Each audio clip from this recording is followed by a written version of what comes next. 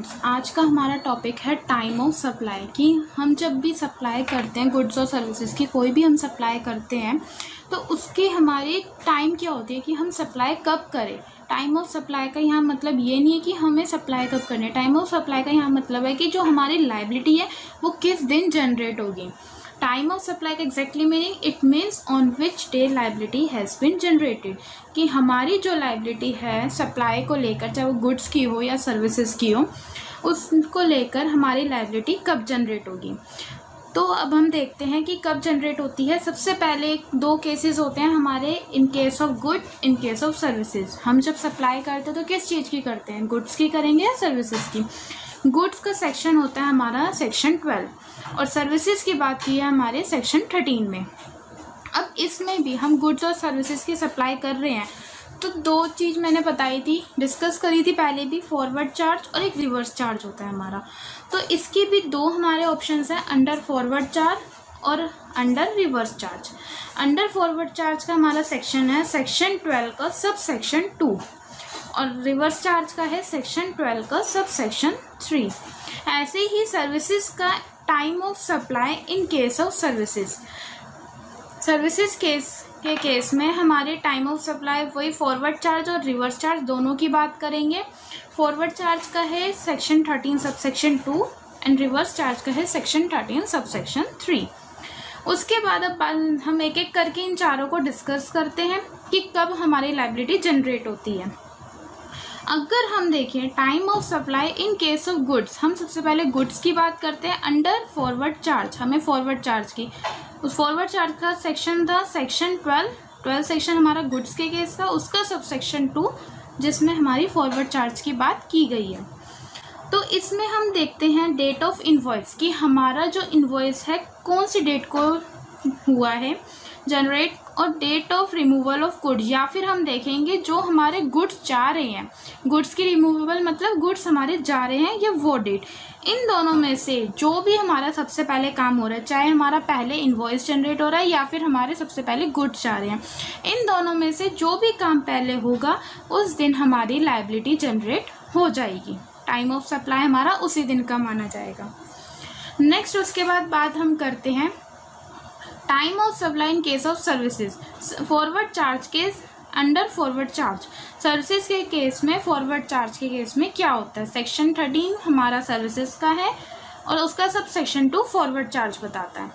तो इसमें भी डेट ऑफ इनवॉइस या डेट ऑफ पेमेंट, उसमें हमने देखा था डेट ऑफ इनवॉइस और रिमूवेबल ऑफ गुड्स की डेट।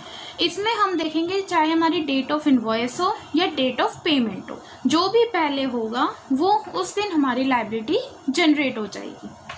उसके बाद बात आती है अगर हमारा इनवॉइस, इसी का दूसरा part, if invoice has not be generated with in 30 days from the provision of services. Services के जो भी हमारे प्रोविजंस होंगे उसमें अगर हमारा इनवॉइस 30 डेज में जनरेट नहीं होता, इनवॉइस हम 30 डेज में जनरेट नहीं करते, तब उस केस में हमारी डेट ऑफ पेमेंट देखी जाएगी या फिर date of provision of services. Services का जो भी प्रोविज़न है वो किस डेट को हो रहा है या फिर पेमेंट किस डेट को। अगर हमारा इनवॉइस जनरेट हो जाता है 30 डेज से पहले तो डेट ऑफ इनवॉइस और डेट ऑफ पेमेंट जो भी पहले होगा।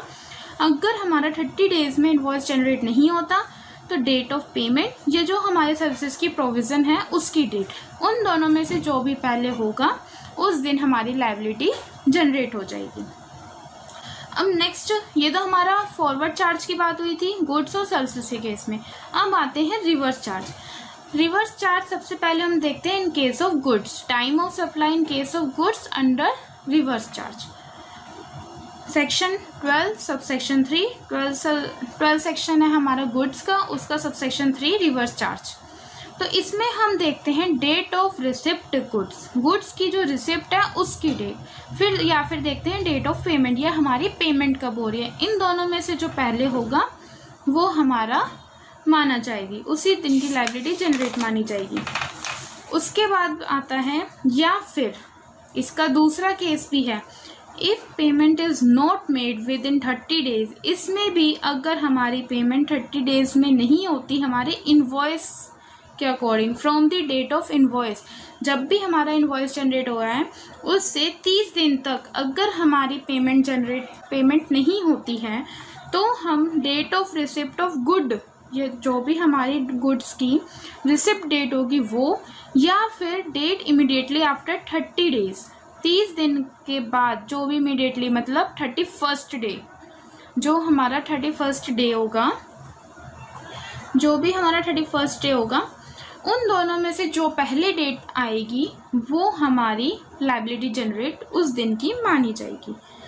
इसी तरीके से सेक्शन 13 सबसेक्शन 3, मतलब सेक्शन 13 हमारा किसका है, सर्विसेज का, सबसेक्शन 3 रिवर्स चार्ज। तो इसमें हम बात करते हैं सप्लाई के केस में रिवर्स चार्ज की। तो इसमें हमारी डेट ऑफ पेमेंट देखी जाएगी। इसमें हम अपनी डेट ऑफ पेमेंट देखते हैं। अगर if payment is not with in 60 days, अगर हमारे 60 डेज़ के अंदर अंदर पेमेंट नहीं होती है तो 61 डे वाले दिन हमारी लायबिलिटी जनरेट मानी जाएगी। डेट इमिडिएटली आफ्टर 60 डेज मतलब 61st डे।